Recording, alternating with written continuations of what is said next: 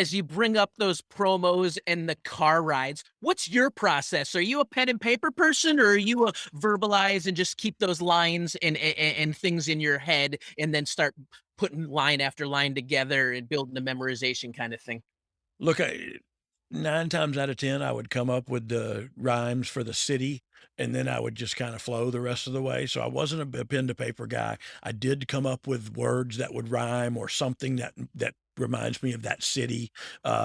Like, I don't know if anybody ever remembers North Carolina being called N North Kakalaki, but that was like I forget who the wrestler even was that said it, but I'll never forget that, so every time I had a promo with that in it, I would say it like that. You know what I mean? Like, it would just be I would be have things that started me off like a catalyst, but wouldn't put pen to paper. But I'll tell you a story.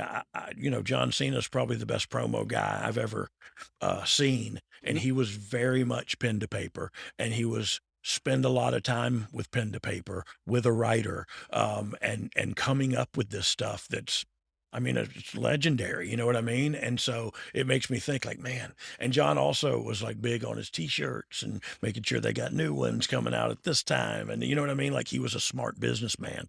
Um, I have an look, old that's not who I am now. It dang sure wasn't who I was then. You do a couple of angles with Los Boricuas and mock them and vandalize their locker room. The mocking of other teams. Whose idea was that? Does that come from creative, or are you bringing and presenting ideas that you think are funny? No, that was Russo for sure. Russo, and look, it was another thing too. Like you got to think about how fast we were going at that time. Like we were if they're putting a rocket ship on you, they have you make fun of and then beat all the tag teams and steal their the Blackjacks hats. We Right. stole the shoulder pads you just mentioned. However, rib was on us. We stole the shoulder pads, then we had to carry them from town to town in huge hockey pad bags. You know what I mean? And we literally had to carry those around, and that was a rib on us. But it didn't matter to me. We were carrying the Road Warrior shoulder pads around. Joke's on you. It's You're amazing. paying me to do it.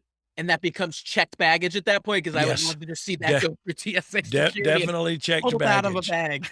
Yeah, with those spikes, you'd have to unscrew the spikes. It was I guess it was funny to them, you know? I I remember as a kid, and I gotta be like 9 years old at this point, where someone would tell me that the spikes had a gimmick that squirted fake blood and stuff.